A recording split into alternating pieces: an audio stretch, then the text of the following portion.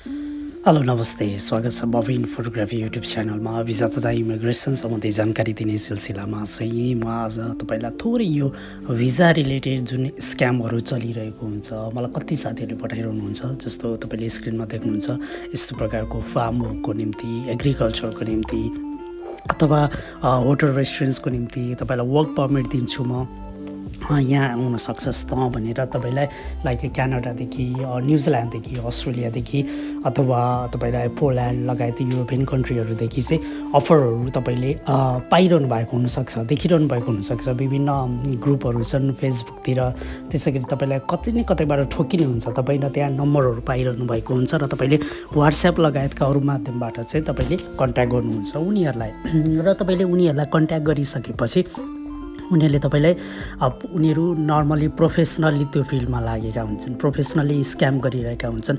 यसमा म 100% सबै नै स्क्यामर त भन्न सक्दिनँ, तर जुन जति भइरहेका छन् त्यसमा 90% चाहिँ स्क्यामरहरू हुन्, जसले चाहिँ तपाईँलाई लाइक वर्क पर्मिट इस्यु गर्नुभन्दा पहिला निश्चित अमाउन्टका पैसा माग्छन्, निश्चित अमाउन्ट डलरहरू चाहिँ मागिरहेका हुन्छन्। नर्मल्ली यस्तो चिजमा चाहिँ मैले धेरैजना साथीहरू जो चाहिँ अलरेडी बाहिरतिर छन्, ती कन्ट्रीहरू जस्तो युएईतिर हुनसक्छ अथवा कतार, मलेसिया, दुबई लगायत ओमन लगायतका देशहरूमा हुन सक्छन्। उहाँहरूसँग चाहिँ भिजा, डेबिट कार्ड, मास्टर्स कार्डहरू पनि रहेको हुन्छ। त्यो अवस्थामा चाहिँ धेरै फसिरहेको देखिरहेको छु मैले। नेपालदेखि नै गर्नलाई चाहिँ अलिकति पैसा पठाउनको निम्ति चाहिँ अलिकति अप्ठ्यारो छ, विभिन्न प्रावधानहरू छ। ब्याङ्कमा गएर डिपोजिट गर्नुपर्ने, ओर्नुपर्ने जस्ता विभिन्न प्रावधानले गर्दाखेरि अलि बढी हिचकिचाइरहेको नेपालदेखि चाहिँ त्यस्तो देखिन्छ भने जुन बाहिर बसिरहनु भएको छ उहाँ साथीहरूले चाहिँ यसरी जो इम्प्लोयरले तपाईँलाई लाइक म यस्तो प्रकारको काम दिन्छु, हामी यस्तो प्रकारको एजेन्सी हौँ, हामीसँग चाहिँ यस्ता यस्ता प्रकारका इम्प्लोयरहरू छन्, तपाईँको निम्ति यस्ता यस्ता काम दिन्छौँ,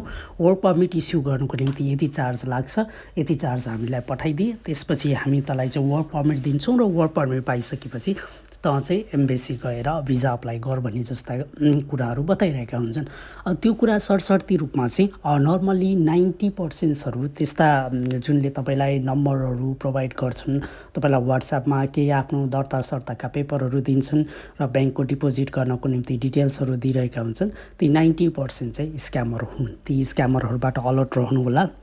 नर्मली तपाईँले वर्क पर्मिट पाउनको निम्ति कुनै पनि शुल्क तिर्नु पर्दैन। कुनै रिक्रुटिङ पार्टी अथवा थर्ड पार्टीबाट तपाईँले लिँदै हुनुहुन्छ भने त्यो अवस्थामा वर्क पर्मिट हातमा लिइसकेपछि उनीहरूले आफ्नो सर्भिस चार्ज लिन सक्छन्। त्यो स्वाभाविक हो, उनीहरूले काम गरे बापतको केही सर्भिस चार्जहरू लिन सक्छन्।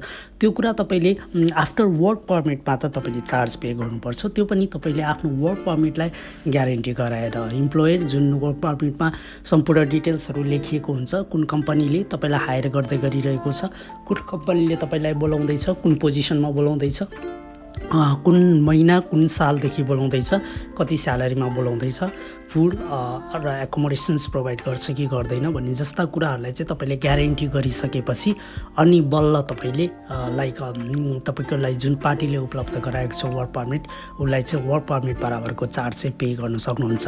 र बिफोर वर्क पर्मिट तपाईँलाई $400, हामीलाई यो अकाउन्टमा $500, यो अकाउन्टमा $600, $350 यस्तो हाल्दै भनेर तपाईँलाई वाट्सएपमा म्यासेजहरू गरिरहेका छन् अथवा मेल गरिरहेका छन् भने त्यो अवस्थामा चाहिँ 90% को अवस्थामा फ्रड हो। धेरैजना साथीहरूले चाहिँ यसरी फसिरहनु भएको छ र त्यो हालिसकेपछि तपाईँसँग लाइक उनीहरूले डिस्कनेक्टेड हुने, तपाईँलाई पठाए पनि work permit, fake work permit पठाइदिने र कति अवस्थामा वर्क पर्मिट नै नपठाउने, पैसा पठाइसकेपछि यति पैसाले पुगेन त नेक्स्ट अलिकति यति पैसा थप भनेर पैसा थप्न लगाउने जस्ता कुराहरू पनि धेरैजना साथीहरूले मलाई बताइरहनु भएको थियो। त्यो रिजनले गर्दाखेरि त्यो कुरामा अलर्ट हुनु होला।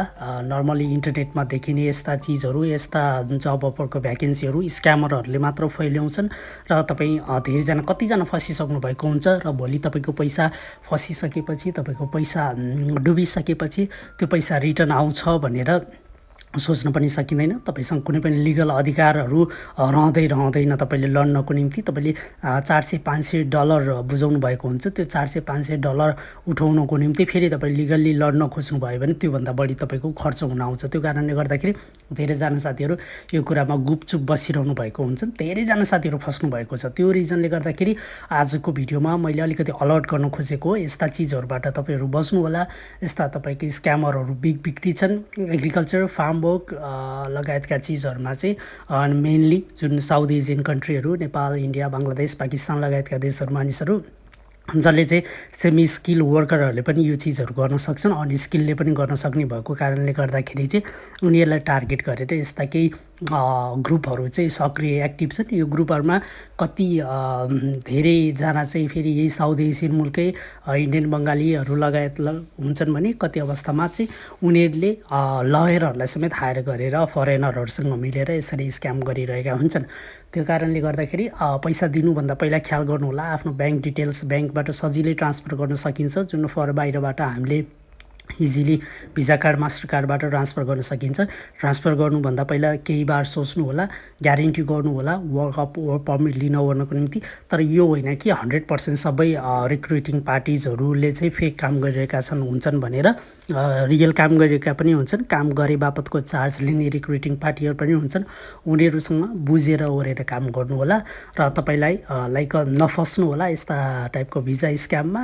र हुँदा वर्क पर्मिटदेखि तपाईँले अरू पार्टीसँग भिजा रिलेटेड काम गर्नुभयो भने भिजामा समेत स्क्याम समेत भइरहेको हुन्छ, फेक भिजा दिने लगायतका काम पनि भइरहेका हुन्छ। त्यो कारणले गर्दाखेरि तपाईँ आफै सचेत हुनुपर्छ यस्तो चिजहरूमा र तपाईँले सचेत हुनु होला। यदि तपाईँलाई कुनै पनि प्रकारको लाइक तपाईँले पाउनुभएको वर्क पर्मिट, वर्क अफरहरू रियल हो कि फेक हो भने तपाईँ अलिकति कन्फ्युजमा हुनुहुन्छ भने मलाई मेल गर्न सक्नुहुन्छ अथवा हाम्रो पेजमा चाहिँ मेसेज गर्न सक्नुहुन्छ।